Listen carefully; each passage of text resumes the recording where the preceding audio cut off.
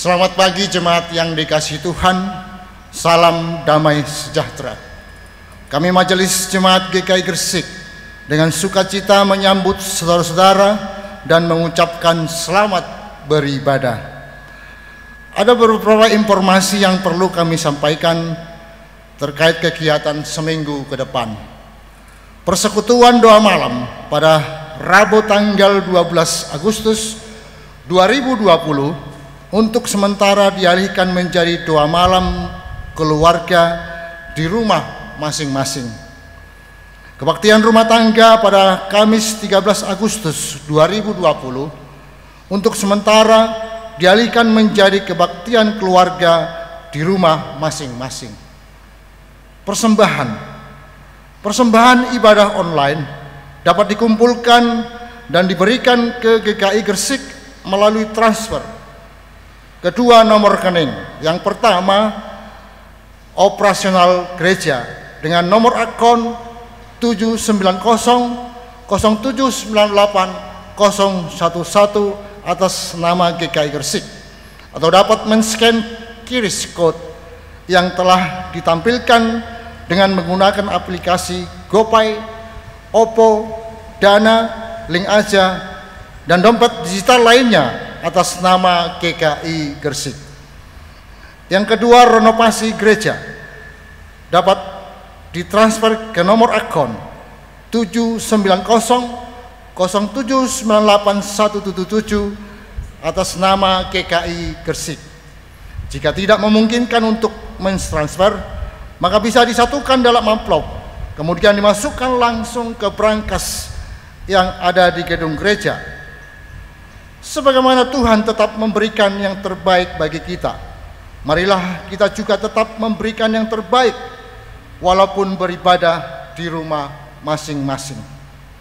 Hari ulang tahun, dan pada kesempatan ini juga perkenankan Majelis Jemaat dan Jemaat mengucapkan selamat berbahagia kepada saudara-saudara yang merayakan hari kelahirannya maupun hari pernikahannya dalam pekan ini.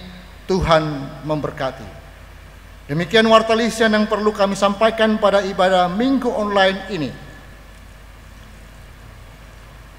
Sebelum kita mulai ibadah ini, kami mengajak jemaat mempersiapkan diri masing-masing dengan bersaat teduh. Umat Tuhan yang terkasih dimanapun saudara berada saat ini, yang berada di dalam maupun di luar negeri, selamat hari Minggu. Kiranya persekutuan yang masih harus kita nikmati secara online dapat terus meneguhkan iman percaya kita dan relasi kita dengan keluarga dan sesama umat Tuhan di berbagai tempat. Maka dalam berbagai situasi, hati kita percaya bahwa Tuhan senantiasa beserta. Percayalah kepada Tuhan dan mari agungkan nama Tuhan dan puji kasih-Nya. Jemaat yang terkasih dalam Tuhan Yesus, marilah dengan sikap berdiri, mari kita mulai ibadah minggu ini dengan menyanyikan pujian dari NKB 217 ayat 1 dan 2. Semua yang tercipta.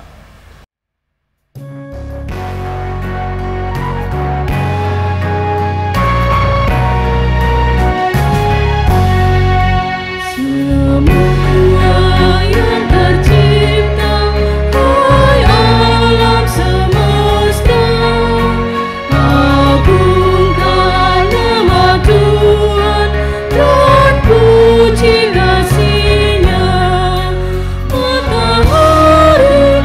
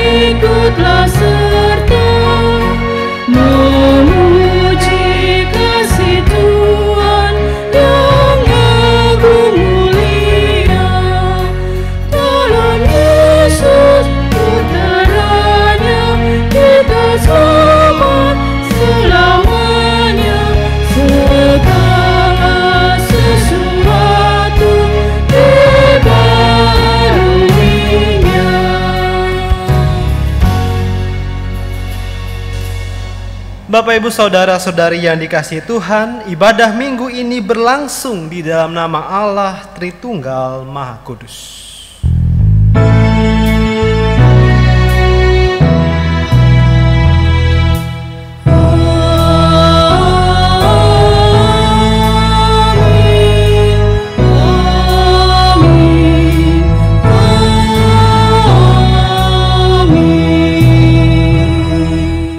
Tuhan beserta dengan saudara sekalian.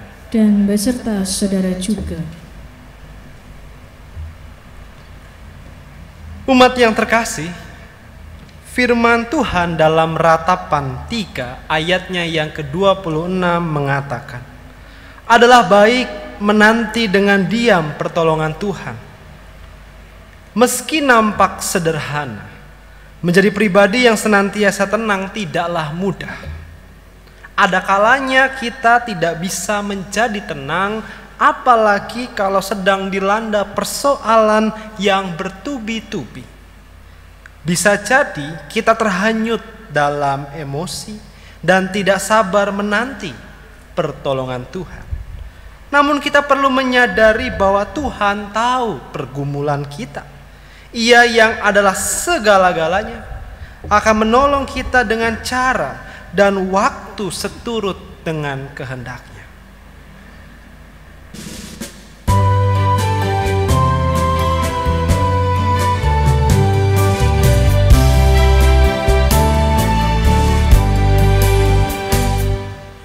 Yesus segala-galanya mentari hidupku.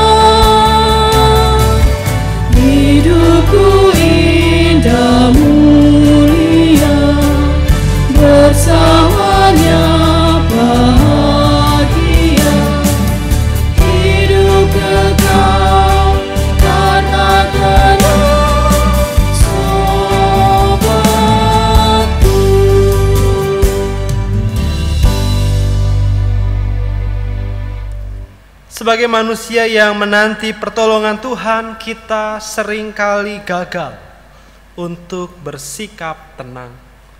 Akhirnya diri kita menjadi tak terkendali dan lupa diri.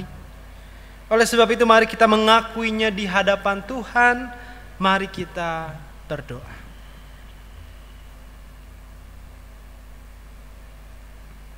Ya Allah yang Maha Kasih, ampunilah kami yang kadangkala gagal melakukan apa yang menjadi kehendak-Mu. Hidup kami cenderung tidak mencerminkan Engkau yang kami percayai. Di dalam banyak aspek kehidupan kami, baik secara pribadi maupun persekutuan, kami justru seringkali melewatkan kesempatan untuk merefleksikan pengajaran kasih-Mu.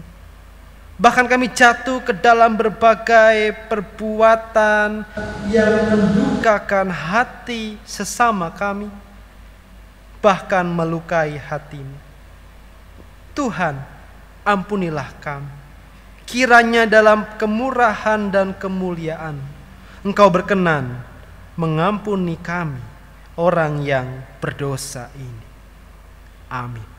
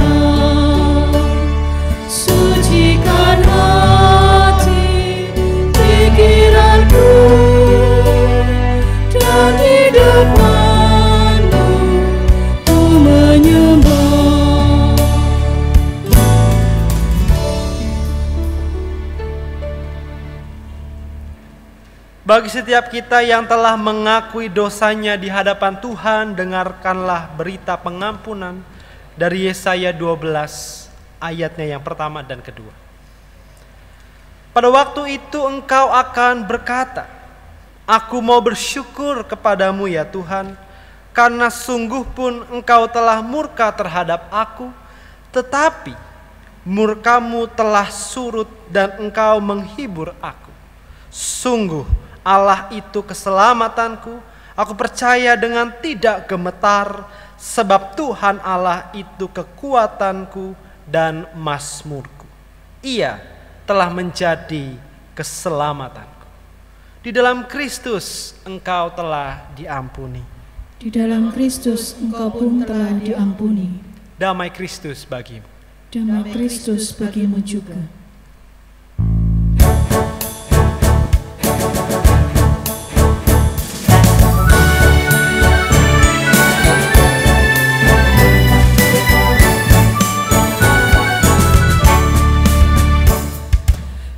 Ikuti kau saja Tuhan, jalan damai bagiku. Aku sama dan sentosa hanya oleh daramu. Aku ingin ikuti kau dan mengabdi padamu. Dalam engkau juru selamat, ku bahagia penuh.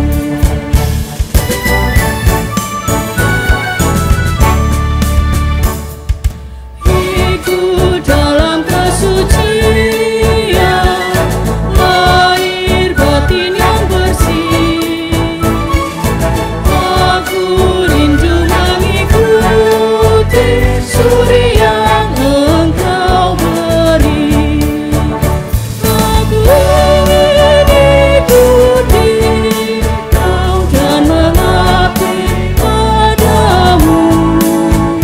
Dalam engkau juru selamat, ku bahagia penuh.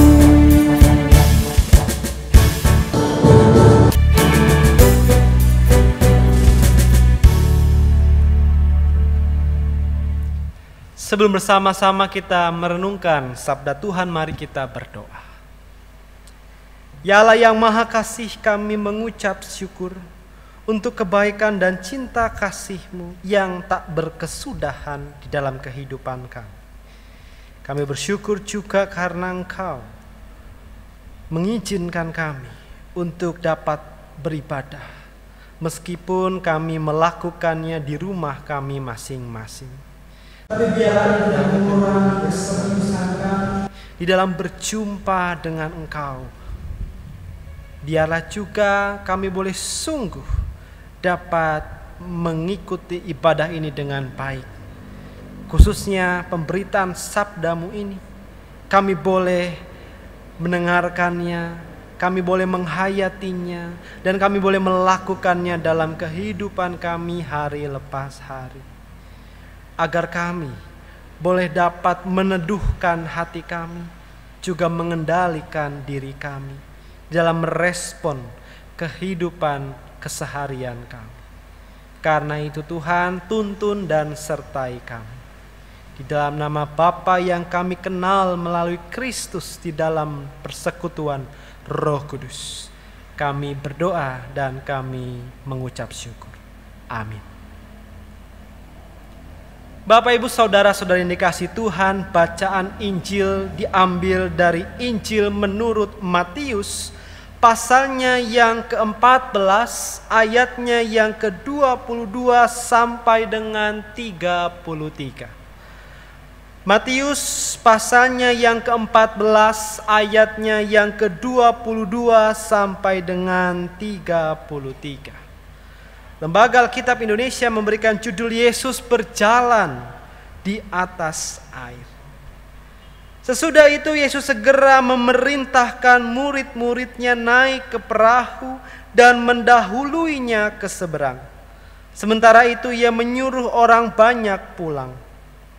Dan setelah orang banyak itu disuruhnya pulang, Yesus naik ke atas bukit untuk berdoa seorang diri. Ketika hari sudah malam, ia sendirian di situ. Perahu murid-muridnya sudah beberapa mil jauhnya dari pantai dan diombang-ambingkan gelombang karena angin sakal. Kira-kira jam 3 malam datanglah Yesus kepada mereka berjalan di atas air. Ketika murid-muridnya melihat dia berjalan di atas air, mereka terkejut dan berseru, "Itu hantu!" Lalu berteriak-teriak karena takut. Tetapi segera Yesus berkata kepada mereka, "Tenanglah, aku ini, jangan takut." Lalu Petrus berseru dan menjawab dia, "Tuhan, apabila Engkau itu, suruhlah aku datang kepadamu berjalan di atas air." Kata Yesus, "Datanglah." Maka Petrus turun dari perahu dan berjalan di atas air mendapatkan Yesus. Tetapi ketika dirasanya tiupan angin, takutlah ia dan mulai tenggelam, lalu berteriak, "Tuhan, tolonglah aku." Segera Yesus mengulurkan tangannya, memegang dia dan berkata, "Hai orang yang kurang percaya, mengapa engkau bimbang?" Lalu mereka naik ke perahu dan angin pun redalah. Dan orang-orang yang ada di perahu menyembah dia, katanya, "Sesungguhnya Engkau Anak Allah." Demikianlah Injil Yesus Kristus, yang berbagilah kita yang mendengarkan dan juga yang mau melakukannya dalam kehidupan hari lepas hari. Haleluya.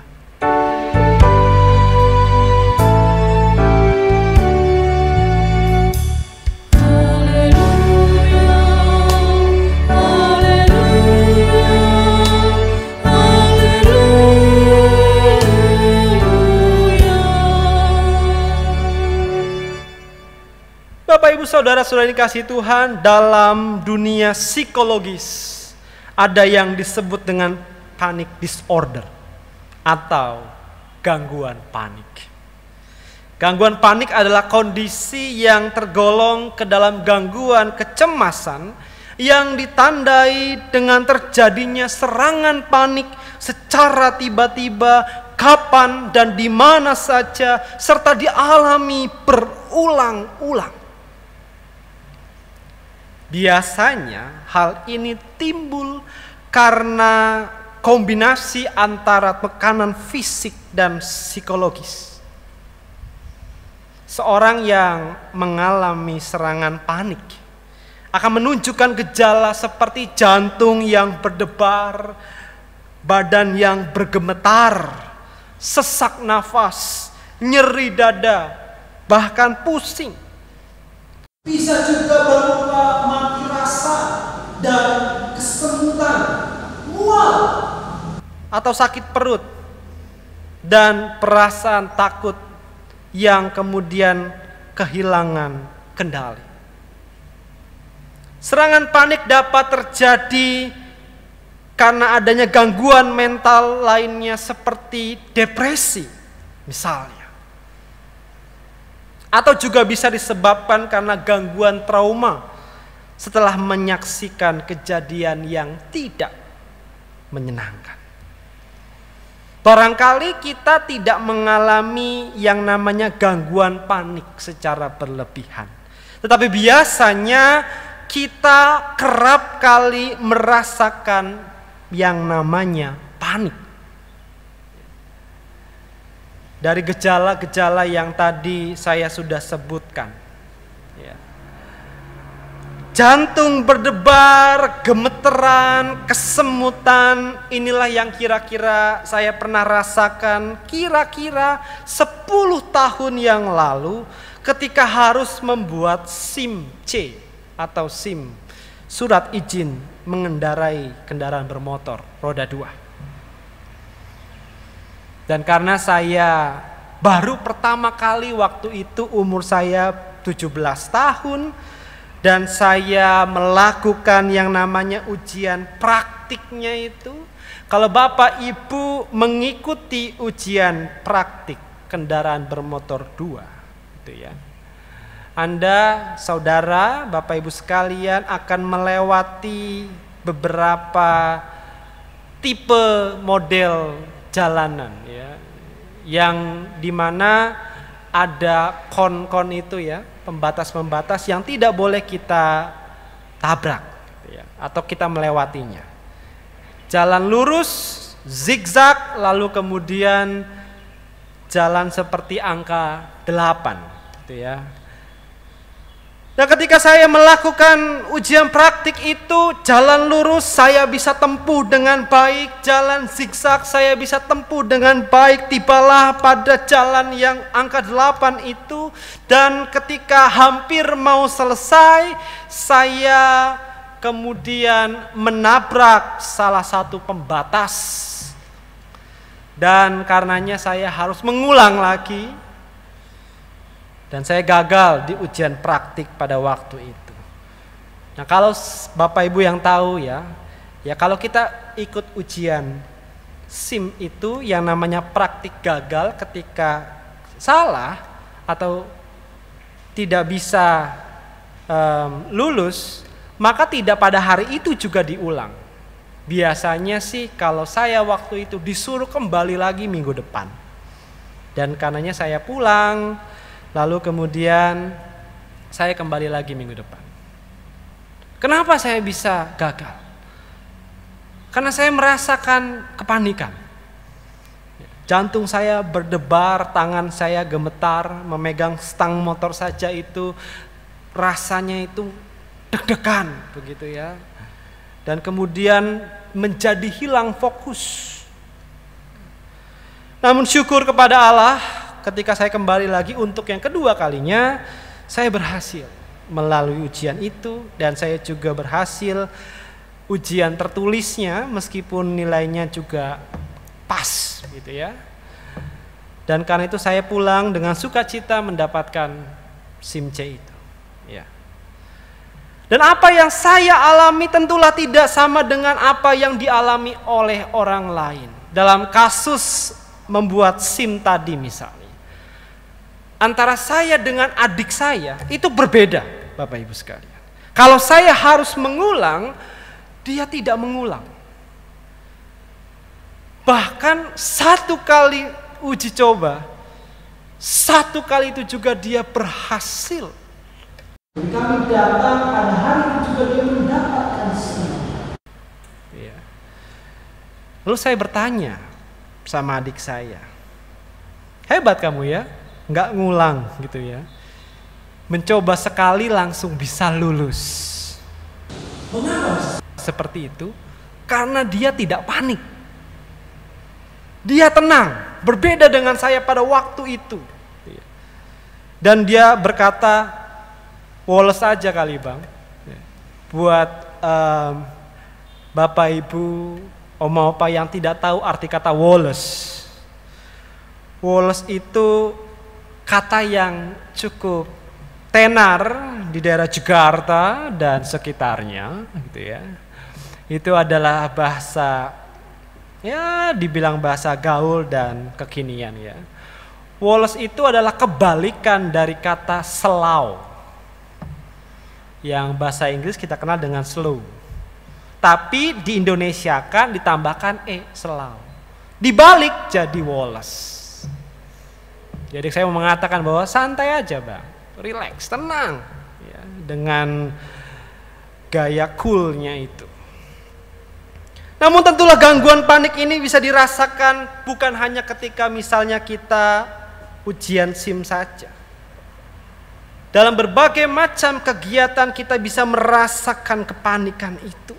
Orang yang misalnya belum pernah jadi MC, namun tiba-tiba disuruh menjadi MC, saya percaya kalau dia akan keringet dingin, gemeteran, ngomong gelagapan, mau menyebut nama orang sampai lupa dan akhirnya jadi salah.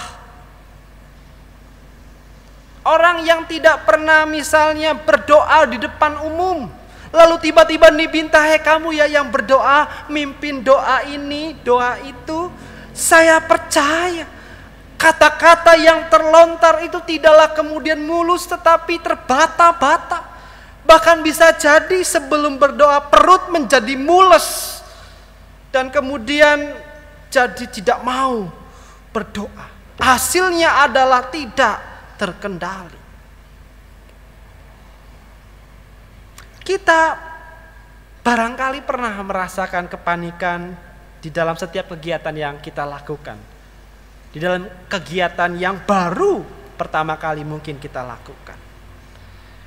Nah, Bapak Ibu Saudara yang dikasihi Tuhan, kepanikan itu adalah sesuatu yang memang terjadi secara manusiawi.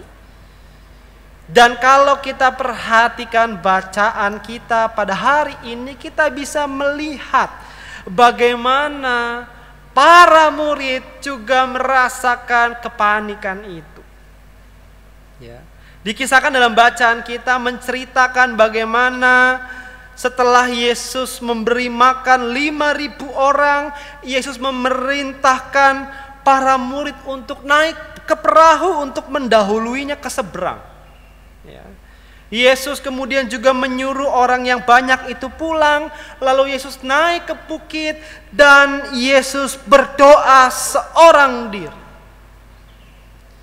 Nah, yang menarik adalah ketika perahu para murid sudah beberapa mil dari tepian itu, perahu yang ditumpangi oleh para murid terombang-ambing gelombang karena angin sakal. Angin sakal adalah angin yang bertiup tidak karuan, begitu ya. Jadi bisa menyerang segala arah. Dan karena itu perahu yang mereka naiki itu terombang-ambing.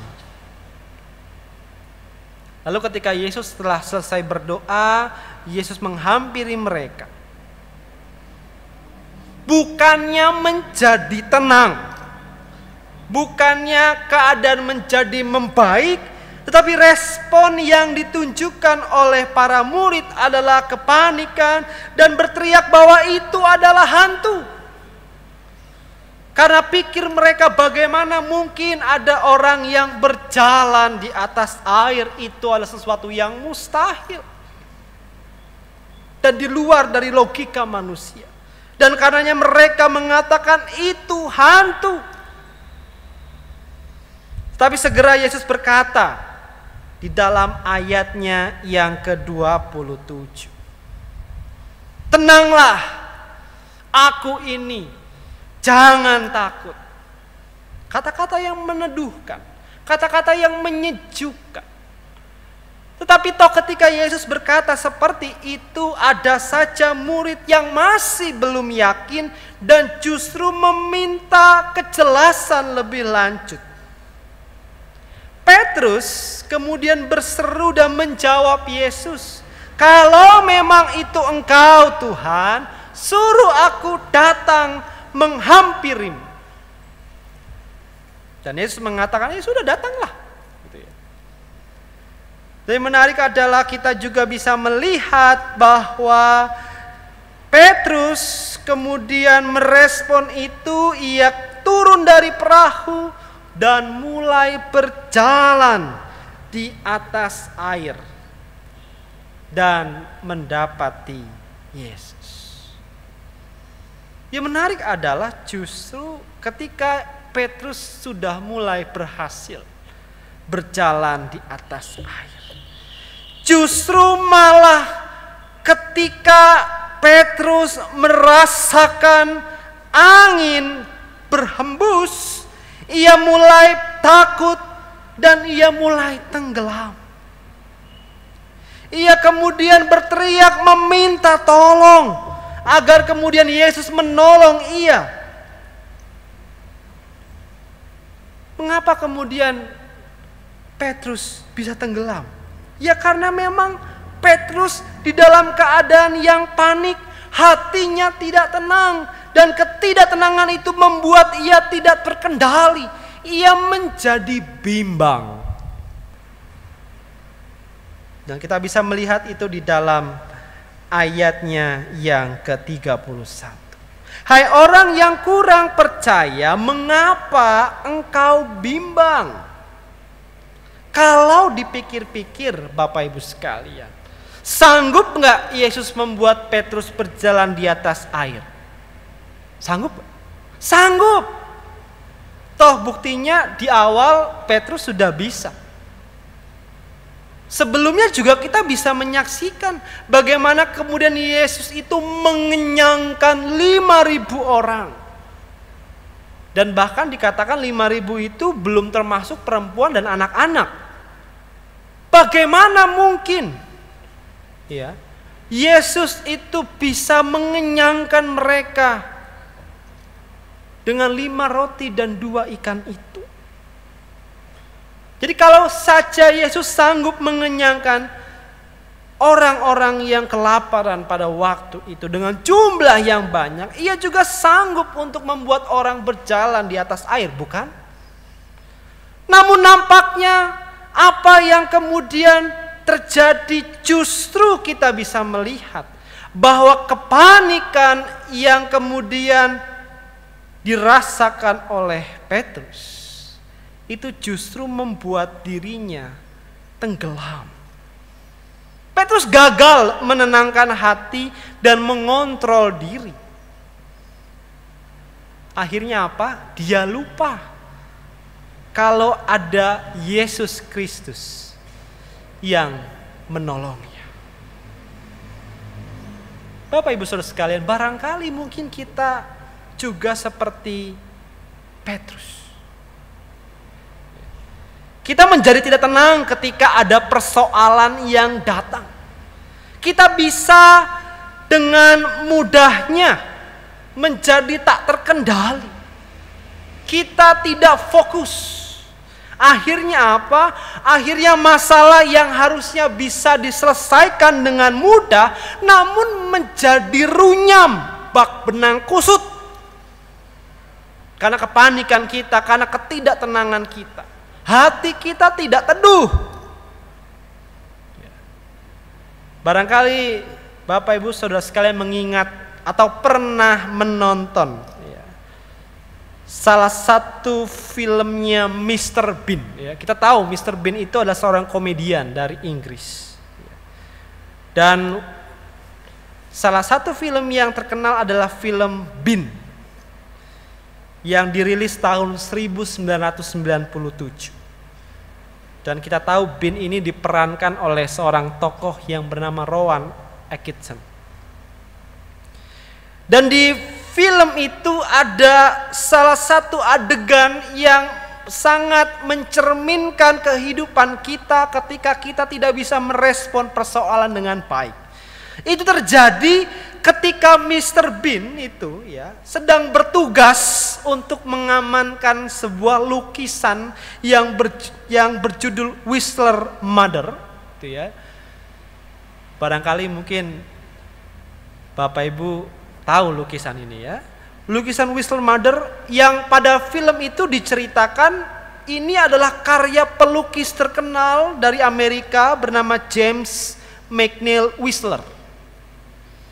Dan lukisan Whistler Mother ini dibanderol dengan harga yang cukup fantastis, jutaan dolar. Dolar, bukan rupiah. Jadi itu harga yang fantastis dan mahal sekali untuk lukisan. Nah, Mr. Bean itu bertugas untuk mengamankan lukisan itu. Ceritanya dalam film itu dia menjadi seorang dokter yang kemudian pengamat seni begitu ya. Dan dalam adegan itu ketika lukisan itu diperlihatkan orang-orang di sekitar menjadi terkagum-kagum, tapi tidak dengan Mr. Bean. Mr. Bean biasa saja. Dan sampailah kemudian ketika orang-orang pergi meninggalkan ruangan itu, dia hanya seorang diri. Dan dia mengamat-amati lukisan yang mahal itu gitu ya. Dan ketika sedang mengamat-amati lukisan itu, tiba-tiba dia bersin dan keluarlah cairan yang berasal dari hidungnya. Kita tahu apa cairan itu. Dan itu tepat mengenai lukisan itu di bagian kepala. Sederhana sebenarnya masalahnya. Bersin, lalu ada cairan ingus itu ya, maaf. Ada di sekitar kepala lukisan itu, dan dengan santainya kemudian Mr. Bean mengambil elap yang ada di sakunya dan mengelap bagian kepala yang terkena ingus. Apa yang terjadi, saudara?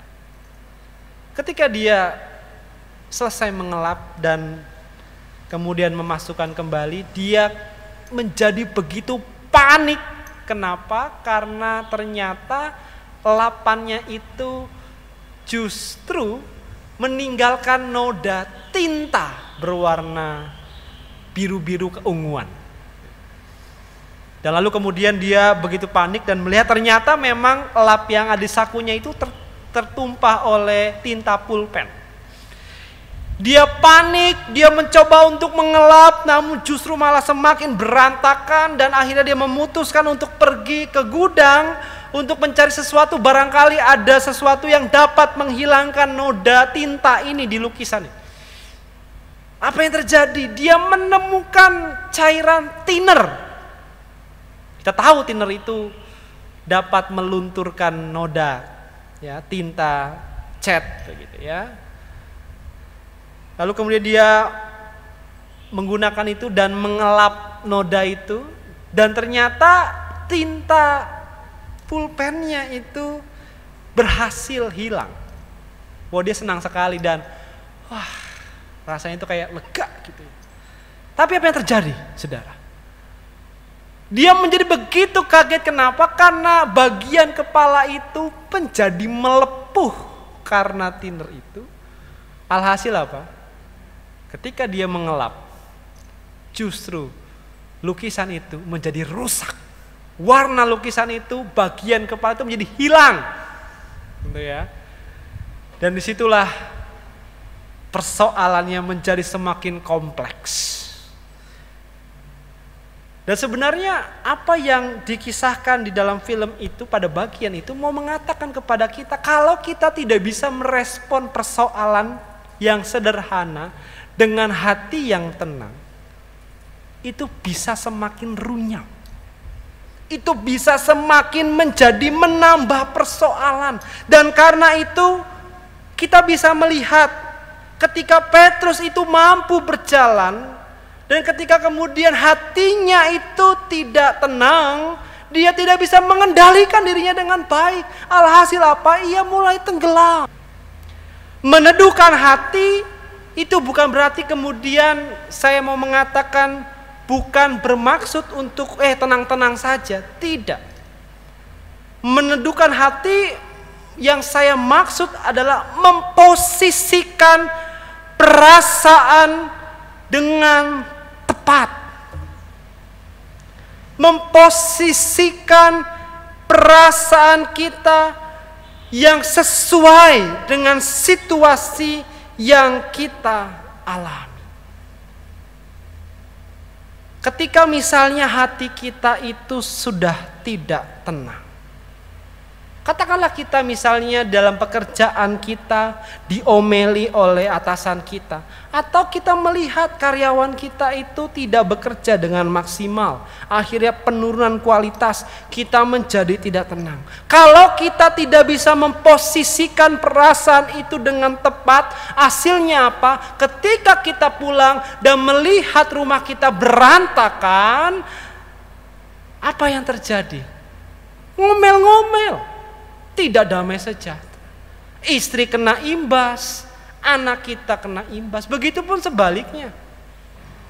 Maka menjadi penting untuk meneduhkan hati kita dan mengendalikan diri.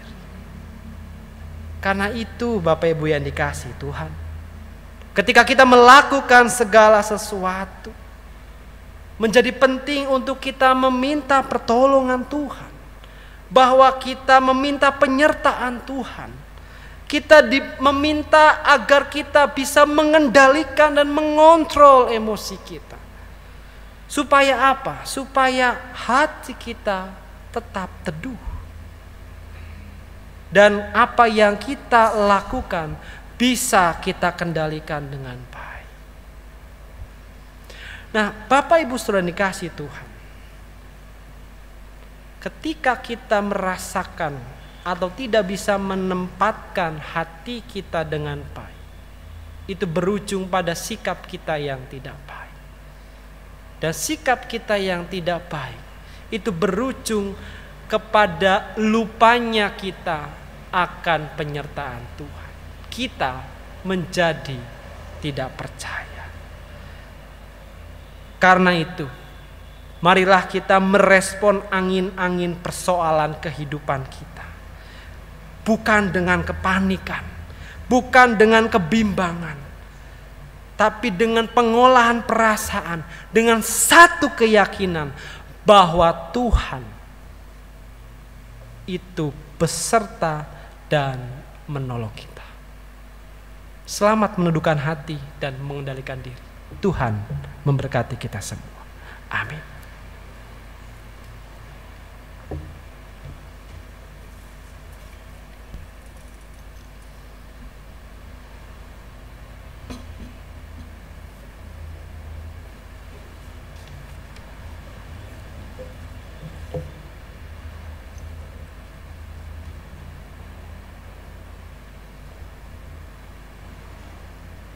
Bapak Ibu dimohon untuk berdiri.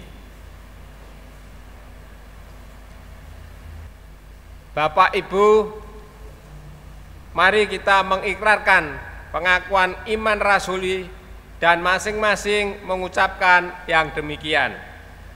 Aku percaya kepada Allah, Bapa yang Maha Kuasa, Khalik langit dan bumi, dan kepada Yesus Kristus, anaknya yang tunggal Tuhan kita, yang dikandung dari Roh Kudus, lahir dari anak darah Maria, yang menderita sengsara di bawah pemerintahan Pontius Pilatus, disalibkan, mati dan dikuburkan, turun ke dalam kerajaan maut, pada hari yang ketiga bangkit pula dari antara orang mati, naik ke surga, duduk di sebelah kanan Allah Bapa yang Maha Kuasa, dan dari sana ia akan datang untuk menghakimi orang yang hidup dan yang mati.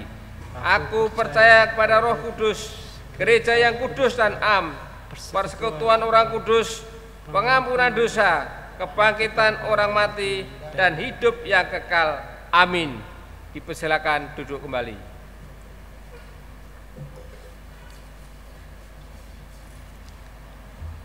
Mari kita menaikkan syafaat kita, mari kita berdoa. Ya Allah yang Maha Kasih, kami bersyukur untuk kebaikan dan cinta kasih. Kami bersyukur kalau firman-Mu melalui peristiwa Petrus, kami boleh belajar untuk dapat merespon segala sesuatunya dengan keteduhan hati. Tidak panik, tidak bimbang. Kiranya segala sesuatu yang boleh terjadi dalam kehidupan kami, kami meresponnya dengan sikap yang baik. Sehingga apa yang keluar di dalam perilaku kehidupan kami pun adalah hal yang baik. Jauhkanlah kami Tuhan dari kecenderungan keegoisan kami. Jauhkanlah kami Tuhan dari sikap yang tak terkendali.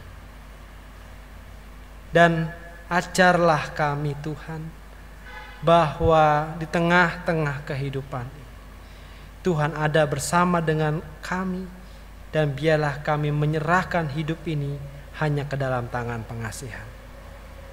Dan dalam syafaat ini Tuhan, kami juga berdoa untuk setiap kami yang bergumul, bagi kami yang terdampak karena COVID-19 ini, baik dalam perekonomian, baik dalam karir kami, dalam studi kami, ketika kami harus dirumahkan, ketika kami harus mengikuti perubahan yang begitu mengagetkan. Kiranya Tuhan kami dapat melakukannya dengan baik. Ajarlah kami Tuhan untuk mengikuti setiap protokol kesehatan. Disiplinkan kami Tuhan. Karena bahwasannya seringkali kami menggampangkan dan mengentengkan semuanya. Ya Allah yang Maha Kasih, ajarlah kami untuk dapat hidup dengan mematuhi dan senantiasa taat kepadamu melalui peraturan-peraturan atau protokol kesehatan yang ada.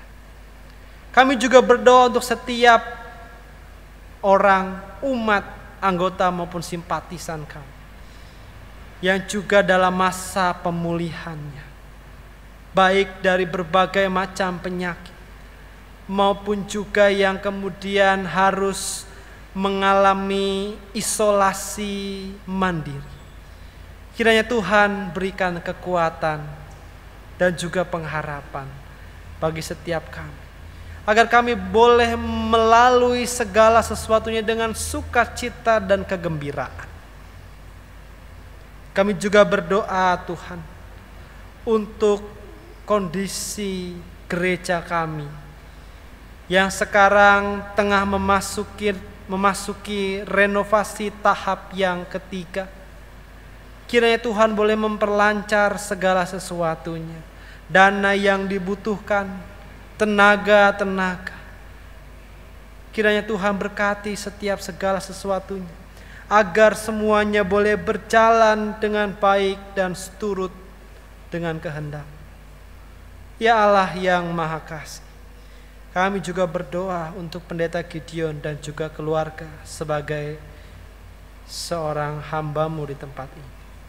Pun juga dengan rekan-rekan majelis, penatua yang ada di dalamnya dengan keluarga mereka, para aktivis, para pengurus badan pelayanan, karyawan kami, anggota dan simpatisan kami, Tuhan berkati mereka. Kami juga berdoa Tuhan untuk bangsa dan negara kami. Di tengah-tengah situasi yang kami harus hadapi, di mana banyak persoalan-persoalan, bukan hanya masalah COVID-19, tapi juga masalah-masalah lainnya. Kiranya Tuhan berkati dan berikan kekuatan para pemimpin kami yang ada di pusat maupun yang ada di daerah. Dan biarlah juga Engkau memberkati supaya kami juga ikut ambil bagian di dalam mengerjakan tugas-tugas kami, di dalam menghadirkan damai sejahtera di tengah-tengah bangsa dan negara kami. Mampukan setiap kami Tuhan untuk dapat memberikan yang terbaik. Ya Allah yang Maha Kasih, seluruh kehidupan kami serahkan hanya ke dalam tangan pengasihan. Ajarlah kami Tuhan menjadi pribadi yang seturut dengan apa yang Engkau ingin. Inilah doa dan permohonan kami. Dan biarlah Engkau sempurnakan ini Tuhan, sebagaimana doa yang Engkau ajarkan kepada kami.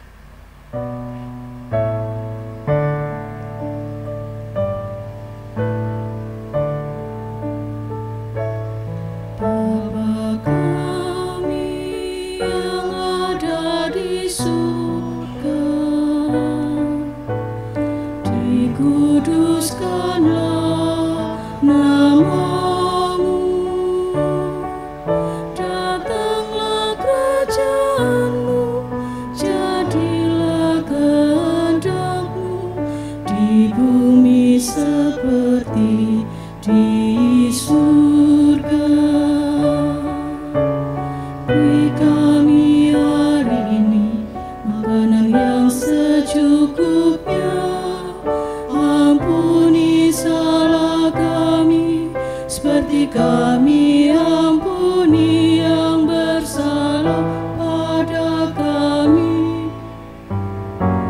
Jangan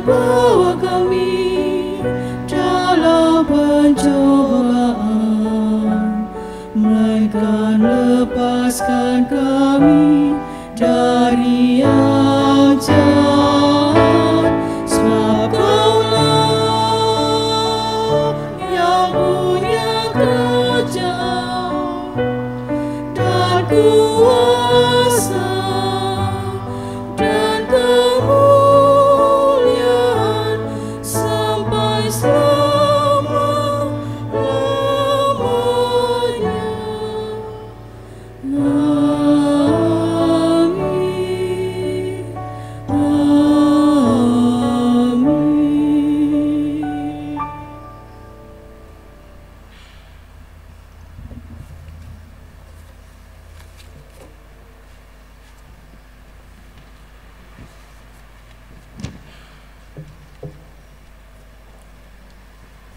Majelis Jemaat GKI Gresik mengucapkan terima kasih kepada Penatua Vo Era Gea atas pelayanannya pada pagi hari ini. Kami juga mengucapkan terima kasih untuk song leader, pemain musik, dan komisi ibadah atas kerjasamanya sehingga ibadah pada pagi ini dapat berlangsung. Tuhan memberkati. Kita akan memberikan persembahan atas berkat yang telah Tuhan limpahkan dalam kehidupan kami. Persembahan ada 2 kantong, yaitu kantong hijau untuk operasional gereja dan kantong merah untuk renovasi gedung gereja. Persembahan dapat dilaksanakan melalui transfer ke rekening Bank BCA untuk operasional dengan rekening nomor 7900798011 atas nama GKI Gresik, atau dapat juga melalui aplikasi GoPay, OVO, Dana, Link Aja, atau dompet digital lainnya.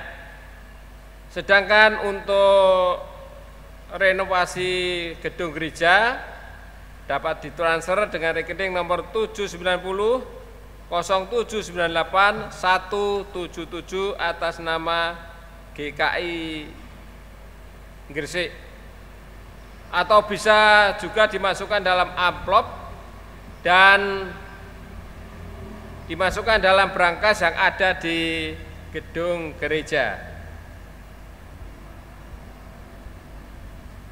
Sebagai ayat persembahan, kita ambil dari 2 Korintus 8 ayat 12 dan 14 yang demikian firman Tuhan. Sebab jika kamu rela untuk memberi, maka pemberianmu akan diterima. Kalau pemberianmu itu berdasarkan apa yang ada padamu, bukan berdasarkan apa yang tidak ada padamu, maka hendaklah sekarang ini kelebihan kamu mencukupkan kekurangan mereka, agar kelebihan mereka kemudian mencukupkan kekurangan kamu, supaya ada keseimbangan.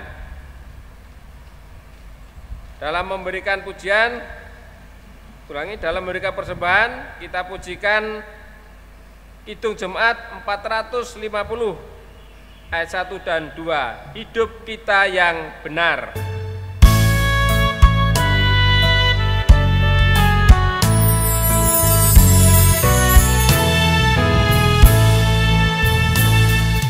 Hidup kita yang benar, haruslah mengucap syukur.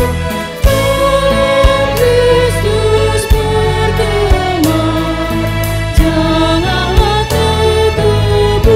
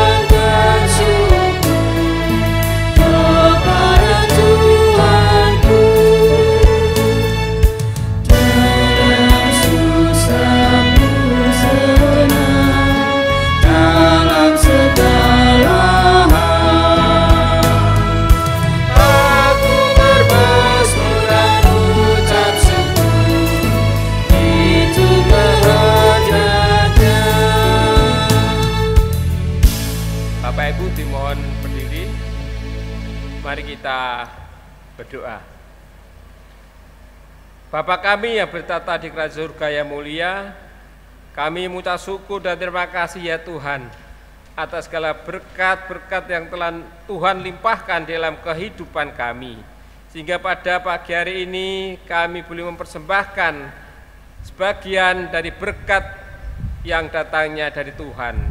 Kiranya Tuhan memberkati persembahan kami ini ya Tuhan. Berkati jemaat-Mu, kami semua yang sudah memberikan persembahan, agar persembahan ini dapat berguna bagi gereja-Mu GKI Gresik. Terima kasih Tuhan, dalam nama Tuhan kami Yesus Kristus, semuanya kami naikkan. Amin. Umat Tuhan, masa hidup kita ke depan adalah misteri. Hujan, badai, dan ombak mungkin saja menghadang perjalanan kita. Namun percayalah tangan Tuhan akan tetap meneguhkan agar kita tidak terjatuh. Oleh sebab itu marilah kita berjalan bersama Sang Juru Selamat kita Yesus Kristus.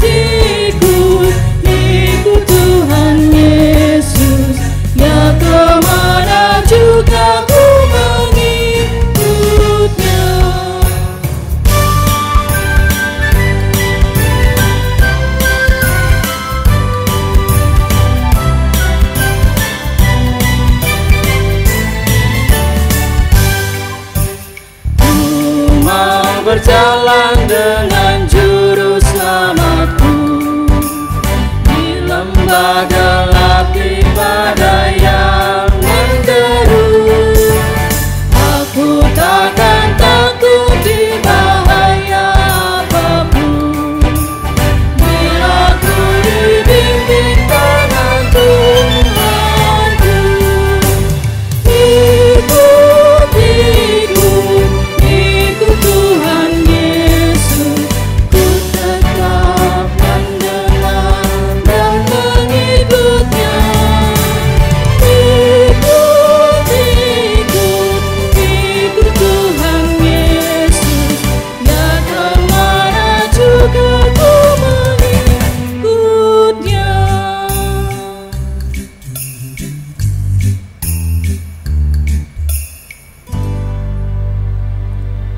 Bapak, Ibu, Saudara-saudari yang dikasihi Tuhan, arahkanlah hatimu kepada Tuhan. Kami mengarahkan hati kami kepada Tuhan. Jadilah saksi Kristus. Syukur kepada Allah, Terpujilah Tuhan. kini dan selamanya. Mari kita memohonkan berkat dari Tuhan. Kiranya Allah senantiasa merengkuh keraguan dan ketakutan di dalam nyaman dan teduh cinta kasih-Nya, agar dengan hati yang percaya, mata yang jeli, dan telinga yang tajam, engkau dapat mengenal pemeliharaan tangan-Nya di tengah badai dan ombak kehidupan yang mendera sekalipun. Dan sampai kita bertemu kembali, biarlah persekutuan Allah Bapa, Anak, dan Roh Kudus menyertai-mu dengan kasih dan berkat-Nya dari hari ini, esok, dan sampai selamanya.